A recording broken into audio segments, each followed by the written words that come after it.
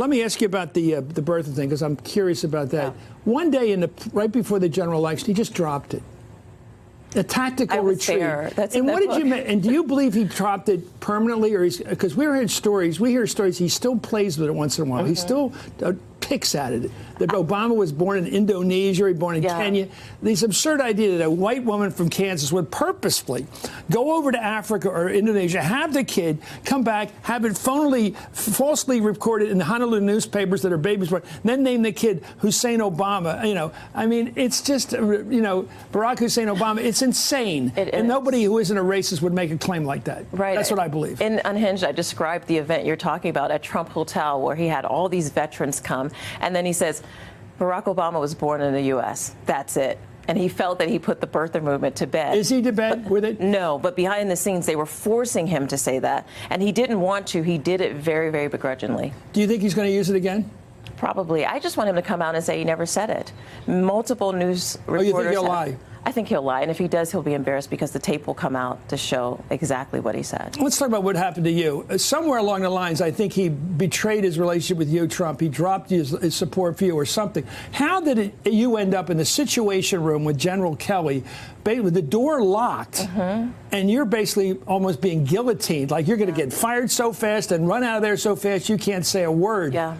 What do you make of that? He also said that things could get ugly for me and there would be damage to my reputation. He took General Kelly did. General Kelly. And what did he mean? He meant that if I didn't go along with the... If you didn't walk out the door at that moment? No. That if I didn't go along with what they were saying, that I would resign and stay on until the 20th, and then ultimately sign this $15,000 a month agreement with the Trump campaign to stay silent. They wanted to buy my silence. If I didn't go along with that, things would get ugly for me and there would be damage to my reputation. He took me in the Situation Room, which was very unusual, so that which room was that? Was this the Osama bin Laden room? Or it was the president's conference room. Was it in the Situation Room? Was it the room where we watched Hillary Clinton and No, Joe Biden? not the small one. That's the smaller one on the lower level. This was the president's. How did you know the door was locked behind it? Because that's creepy. How'd that happen? Well, you can't enter the Situation Room without them allowing you access, and you can't exit without them allowing you exit. And they told me 4 times. How did you know you couldn't get out of the room? Because I've been in there. I had gone in there when we had this hurricane. Did you hear it click? Briefing. I mean, it's you do. It's a very ominous place, but it's supposed to be the most secure place. So why would he take me in there? Well, that's the question. What's the answer? I asked him if I could leave. They told me 4 times I couldn't leave. He wanted to intimidate me. He wanted to put fear in me, and he didn't want anyone to know what they were doing to me in that room. Why do you think that somebody said to me today they think, knowing the geography of the White House, they took you down to the basement to the sit room so that you wouldn't be near the president and you couldn't just bolt as a friend of the president. You felt you were a friend of the president. They say, oh my, if we do this in the speaker, the Chief of Staff's office, which is right near the Oval Office, she'll just bolt 2 doors down and talk to Trump. Yeah. Did you have a sense they sequestered you down on purpose? Oh, he did that on purpose. He not only wanted to have me isolated, he wanted me to be afraid, and he was effective at that. I was very afraid. Because you went in there, just like you're here, and you bold-facedly walked in with a recording device. How did you get past the electronic sensors that can pick up on a recording machine in the Situation Room? How'd you pull it off? You know, Chris, because of the threats from the president and his legal team, I'm going to not share that information. You didn't have a pen or something? But I will tell you that I'm so glad that I did it, because no one would believe me if I didn't have that recording. That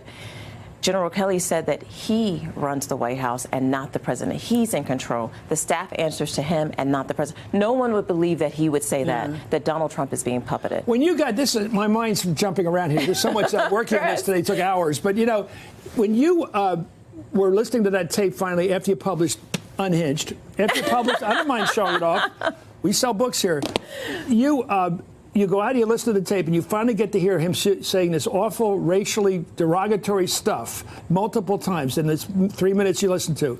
Did you ever try to retape that? Did you bring a tape recording with you? No, in fact, why didn't he you was try very to tape specific that? to put headphones on. But I immediately called Laura and Eric, that's Eric's wife, to share what I learned. And we had those conversations. I actually have those conversations with her, where I shared with her that Who's this? Laura Trump.